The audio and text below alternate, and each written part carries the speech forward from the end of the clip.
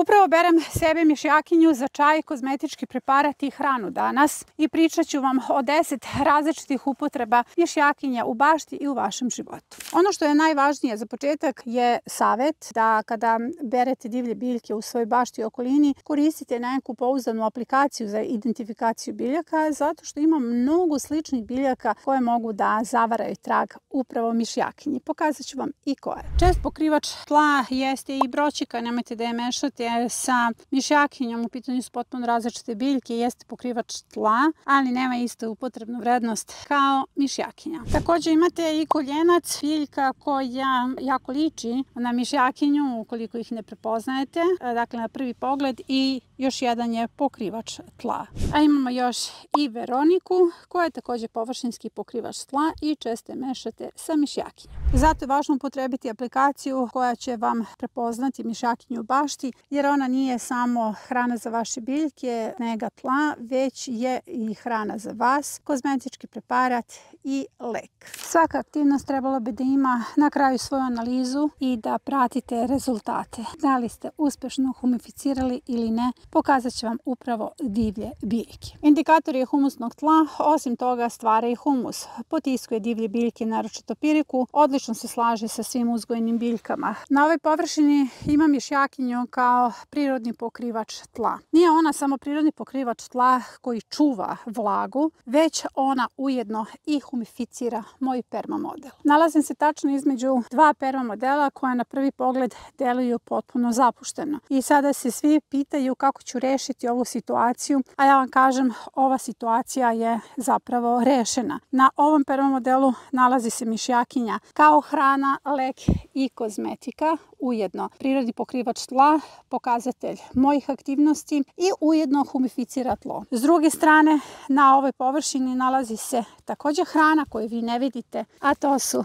bele rotkve i crne rotkve. Kao što vidite, permamodeli su često varka. Ono što svima vama deluje zapušteno zapravo je hrana, skrivena hrana. Da li ste znali da se od mišjakinje pravi fantastičan čaj koji uklanja umor i također pospešuje gubitak kilograma? Taj čaj se jednostavno pravi, potrebno vam je da uberete mišjakinju, iseckate, operete pre svega, iseckate 3 pune kaščice, mišjakinja 250 ml vrele vode, kada to odstoji pola sata, nakon toga pijete čaj. Čaj se pije jedanput dnevno ukoliko želite da smanjite apetit, zato što biljka generalno smanjuje apetit. Idemo da skuvamo čaj. Ako želite da poboljšate ukus čaju, dodajte limun i malo meda. Meni je divan i ovako. Ono što vi ne vidite, a vidim ja, jeste borba na ovoj površini zato što divlje biljke se svakako bore za prevlast. S obzirom da je mišjakinja divlja biljka koja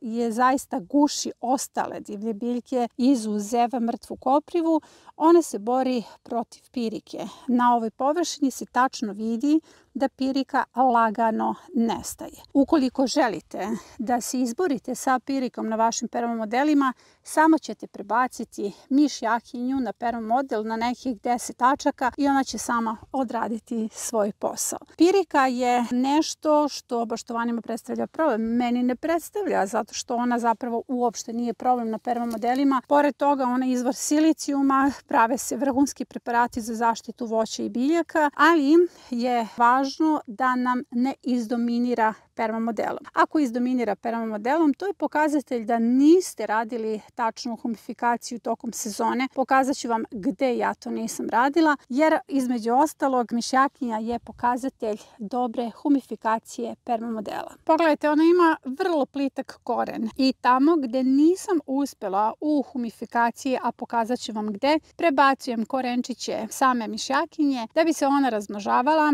i pritom pomogla u humifikaciji i borila se sa ostalim divljim biljkama tamo gde ja nisam uspela. A sada želim da vidite jednu potpunu suprotnost humifikaciji. U pitanju je permamodel koji je potpuno obrastao pirikom. Ovo je permamodel broj 98. Jedini je u ovom stanju. Čekala sam da stanje bude baš ovako čupavo da bih mogla da vam snimim. Zato što pirika na ovoj površini je pokazatelj da sam bila loš domaćin permamodelu. To jeste istina. Permamodel broj 98 koji je izgrađen tek tamo negde krajem juna. Nisam mu se uopšte posvetila. On je samo jednom uslojen bez ikakvog aktivatora zato što je prosto sezona uzela mene na drugim pozicijama. Ali hoću da znate da je ovo nadzemni permamodel, dakle pirika na ovoj površini uopšte ne ometa rast mojih kultivisanih biljaka. Ali šta sam uradila kada sam videla da će pirika izdominirati?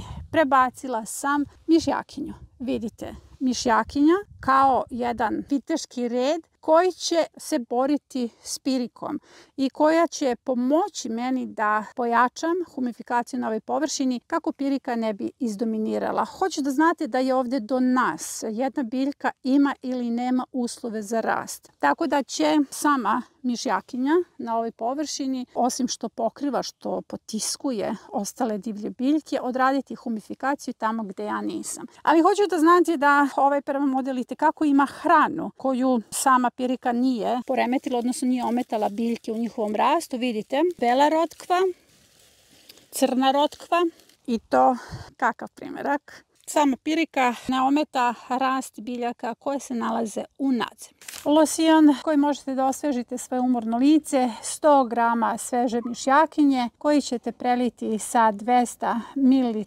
vode. Nakon toga ide naš štapni mikser. Losion za umorno lice drži se u frižideru do nedelju dana, zato pravite malu količinu do 100 ml. Potrebno je da izmiksate, procedite, spakujete i upotrebljavate. Pogledajte zemlju ispod mišjakinje. Tu gde prođe mišjakinje imate mekano i mrvičasto tlo i svi baštovani koji su godinama u Nordic sistemu znaju da tamo gde je došla mišjakinja mi nemamo puno posla. Potrebno je da samo malo sklonimo mišjakinju i posadimo svoje biljke jer ona ima plitak koren, ona uopšte ne smeta našim uzgojnim biljkama. Vreme je da prestanete da se borite sa svakom divljom biljkom u vašem okruženju. Evo pored se nalazi mrtva kopriva koja često na sebe preuzme pepelnicu da bi zaštitila upravo vaše uzgojene biljke. Ima plitak koren i odlično se slaže sa svim uzgojenim biljkama. Nemojte da je eliminišete, da se borite protiv nje zato što ona rast vaših biljaka zaista ne ometa. Evo pogledajte, moje rotkve su upravo